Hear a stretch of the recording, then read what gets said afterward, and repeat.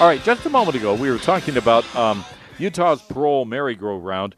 There is a bill before the Utah legislature now. It's HB 306, I believe. This is a bill about bail reform. Now, in New York State, they had a bail reform proposal, and it's turning out to be a total disaster. And could it happen here in the state of Utah? Well, joining us on our Newsmaker line to talk about it is the executive director of the American Bail Coalition. His name is Jeff Clayton. Jeff, thanks for joining us tonight. Jeff, tell us what this bill is all about and why you think it's so dangerous for the people here in the state of Utah, Jeff. Well, we think this bill is similar to what's been implemented in New York and Missouri, which is to expand the number of defendants who get out of jail without having to post bond, which in the case of this particular bill includes felony defendants, and something that the professors at the University of Utah School of Law have said in a landmark study that it's going to increase crime. What exactly are they trying to do with HB, with the bill here in Utah right now, Jeff? How would it work? Well, there's really two things. One, they've creating a presumption against bail that prosecutors and judges are going to have to overcome, which is going to mean more people are going to get out of jail without having to post bond.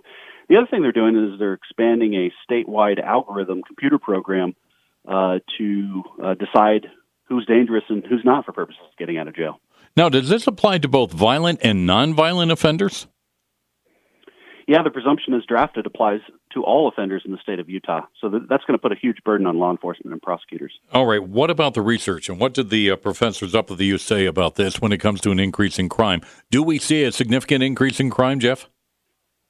We do, and they studied the Cook County system, which is Chicago, and what they found is the more defendants we released on these free bails, particularly violent offenders, the more crime we get.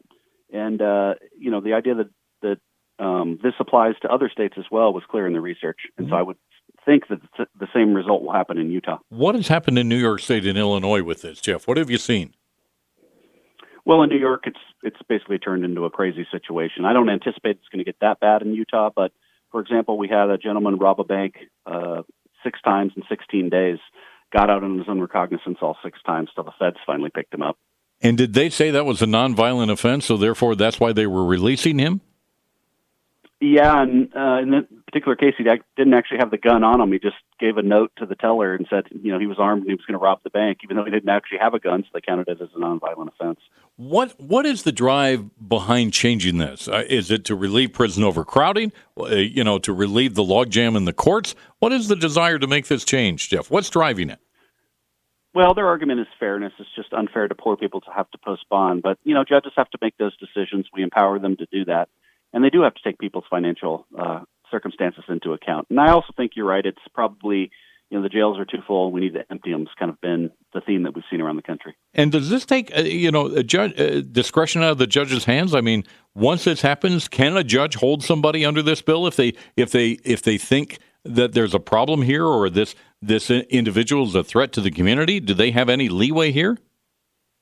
They do. There are exceptions in here, and there's a way to overcome the presumption. Our concern, and the Missouri legislator actually sent a letter over to the Utah legislature this morning, saying that what happens with these presumptions is it creates a court culture, a top-down culture of basically shaming judges who continue to use bail. And so we think the effect will be more than just what the bill says. Is this all part of a little bit of an effort around the country that we're seeing, and here in Utah, that maybe we're getting a little soft on crime?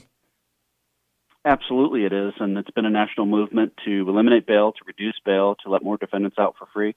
And also, there's an article talking about how billionaires are trying to control the bail system through the use of these algorithms, which are going to count people that judges might think is dangerous as not dangerous, which will be hard for prosecutors to overcome. What exactly are these algorithms doing, or what are they saying, and how are they designed? Who put all of this together?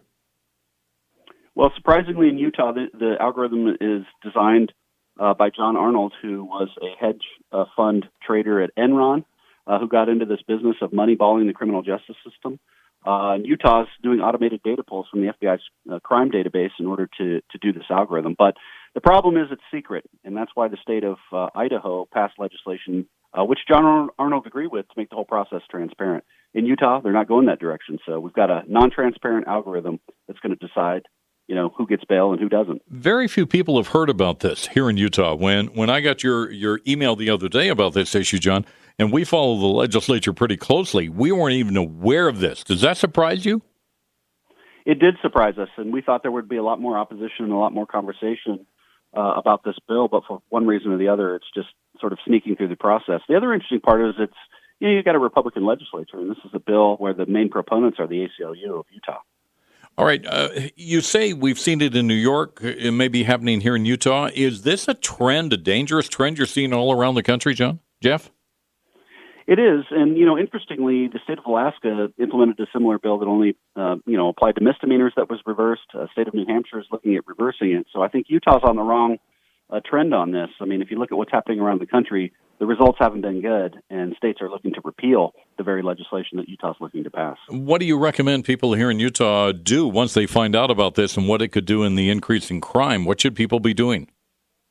Well, I think they should call their legislator and tell them, we don't like this. We don't like soft on crime policies in Utah, and we need to go back to the drawing board on this bail reform. And one good part of the bill is to pull data to find out what's really going on in Utah, because we really don't know at this point.